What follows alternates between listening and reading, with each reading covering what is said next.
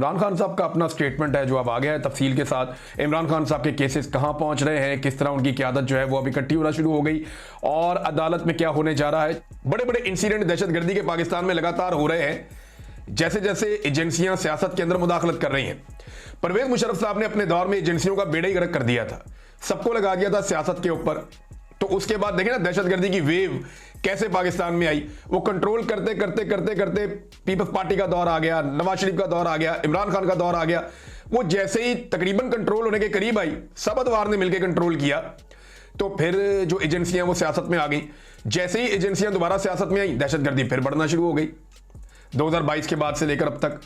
तो ये अपना असल काम की तरफ फोकस करना पड़ेगा, दूसरों के काम में मुदाखलत बंद करना पड़ेगा, तो ये अपना काम बहुत बेहतर अंदाज में कर सकेंगे।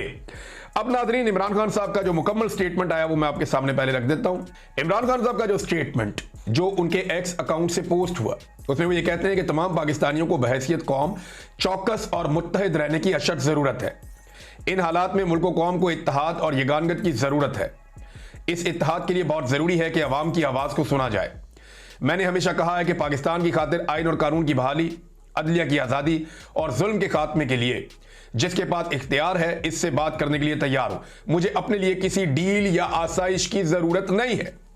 नून लीग कठपुतली हुकूमत से किसी भी किस्म की गुफ्तगू या मुज़ाकरात बेफायदा है। इस हुकूमत का झूठे इक्तदार से चिमटे रहने के सिवा कोई मकसद नहीं है। इनके इख्तियार में कुछ भी नहीं है। ये वो हुकूमत है जिसने पाकिस्तान की इखलाकी इकदार और आईनी ढांचे को बिल्कुल तबाह करके रख दिया है। पाकिस्तान का जो तहजीबी और इखलाकी ढांचा थोड़ा बहुत कायम था, वो इन लोगों ने पिछले 2 साल में मुकम्मल तौर पर तबाह कर दिया है। चोर होना या डाकू होना इस वक्त इक्तदार की अलामत बन चुका है। आज के हालात ऐसे हैं कि अगर आप अमर बिल मारूफ पर यकीन रखते हैं, अगर आप नेकी और सच्चाई का रास्ता दिखलाते हैं, तो आप जुर्म के मुर्तकिब समझे जाते हैं। आज के पाकिस्तान में जिनको एनआरओ मिलता है वही सबसे बड़े ओहदों पर विराजमान होते हैं। जो चोरों के साथ खड़े हैं उन्हें माफी मिल जाती है, लेकिन जो सच के साथ डट कर खड़े हैं वो जेल में डाले जाते हैं। जब अवाम 9 मई को जुल्म के खिलाफ सड़कों पर पुरअमन एहतजाज के लिए निकली तो उनके साथ क्या सलूक किया गया। डॉक्टर यास्मीन राशिद और अंदलीब अब्बास दोनों एक ही गाड़ी में सवार थी, लेकिन इनमें से एक ने प्रेस कॉन्फ्रेंस करके सच के खिलाफ मौक़िफ़ इख्तियार किया, वो आज बाहर है, और जो सच के साथ डट कर खड़ी रही वो आज भी जेल में है। शाह महमूद कुरैशी पर भी शदीद दबाव था कि वो साइफर केस में मेरे खिलाफ बयान दें, लेकिन जब उन्होंने सच का साथ दिया तो वो आज इस केस से बरी होने के बावजूद भी जेल में है। अगर वो झूठ के साथ होते तो आजाद घूम रहे होते। इलेक्शन की लूट पर खड़ी फार्म 47 हुकूमत के बुलंदोबांग खोखले दावों के बावजूद पाकिस्तान की मईशत डूब रही है। मुल्क में सरमायाकारी ना होने की बराबर है। नौजवानों के लिए नौकरियों का हुसूल नामुमकिन है। मईशत की बदहाली दरअसल मुल्क में आइन और कानून के निजाम की तबाही का नतीजा है। झूठ और फरेब पर मबनी ये निजाम आजाद अदलिया का सामना नहीं कर सकता। 8 फरवरी 2024 के इलेक्शन में अवाम के वोट को लूटने के बाद मुसलसल अदालती निजाम पर एक हमला जारी है। 26वीं आईनी तरमीम इसी हमले की एक कड़ी है, जिसे आजम तारड़ और एहसन भून ने नून लीग और एस्टेब्लिशमेंट की फैक्ट्री में मैन्युफैक्चर किया है। इसका मकसद था कि एक काजी फायज की जगह कई काजी फायज पैदा करो, हर कोर्ट में एक काजी फायज बैठाओ और पूरा इंसाफ का निजाम दफन कर दो। देखिए, काजी फायज जो है वो अब एक सिंबल बन गया अदालत के अंदर नाइंसाफी और जुल्म और जबर का। वो अदालत के अंदर नाइंसाफी का सिंबल बन गया काजी फायज ईसा। आज के बाद जब भी कोई जज गलत करेगा तो लोग कहेंगे ये तो काजी फायज बन रहा है। इमरान खान साहब ने भी यही बात की है। इक्तदार पर काबिज ना समझ लोग झूठे निजाम को बचाने के लिए मुल्क के हर इलाके में पाकिस्तानियों पर जुल्म कर रहे हैं। चादर और चार दीवारी को पामाल कर दिया गया है। सियासी मुखालिफिन बिलखसूस पाकिस्तान तहरीक इंसाफ के कारकुनों की अगवाकारी और उन पर तशद्दुद रोजमर्रा का मामूल बन चुका है। हजरत अली रजी अल्लाह तआला अन्हु का कौल है, कुफर का निजाम चल सकता है मगर जुल्म का निजाम नहीं चल सकता। पाकिस्तान में राइज जुल्म जबर और नाइंसाफी का निजाम भी इंशाअल्लाह ज्यादा देर नहीं चलेगा। मुल्क इस वक्त इंसानी हकूक मुकम्मल तौर पर मुअत्तल है। मेरे साथ जेल में गैर इंसानी सलूक मुसलसल जारी है। मेरे बच्चों से कई बार मेरी बात नहीं करवाई जाती, मेरी किताबें तक नहीं पहुंचने दी जाती और ना ही मेरे जाती मुआलिज तक मुझे रसाई दी जाती है। यह सब अदालती अहकामात और कवानीन की मुसलसल तौहीन है। मैं अपने पार्टी लीडर्स, खवातीन और वर्कर्स को खराज तहसीन पेश करता हूं जो इस वक्त भी कैदोबंद की सऊबतें बर्दाश्त कर रहे हैं। वो तमाम अफराद जो नाजायज फौजी अदालतों की वजह से जेल में हैं, वो बहादुरी का इस्तारा है। इमरान खान साहब ने अपने अहल खाना और वकला से मुलाकात में यह बातचीत की थी और ये अब सामने आ गया उनका स्टेटमेंट। लेकिन एक दो चीजें और हैं जो इमरान खान की बहन ने बताई, वो भी मैं आपके सामने रख देता हूं। उन्होंने ये भी बताया कि इमरान खान ने डील और मुज़ाकरात की चलने वाली खबरों को झूठ करार दिया है। उन्होंने आज मुल्क की खातिर एस्टेब्लिशमेंट को पहली बार दावत दी है कि आए और मुझसे बात करें मुल्क की खातिर। तो ये जनाब इमरान खान साहब के हवाले से चीजें थी।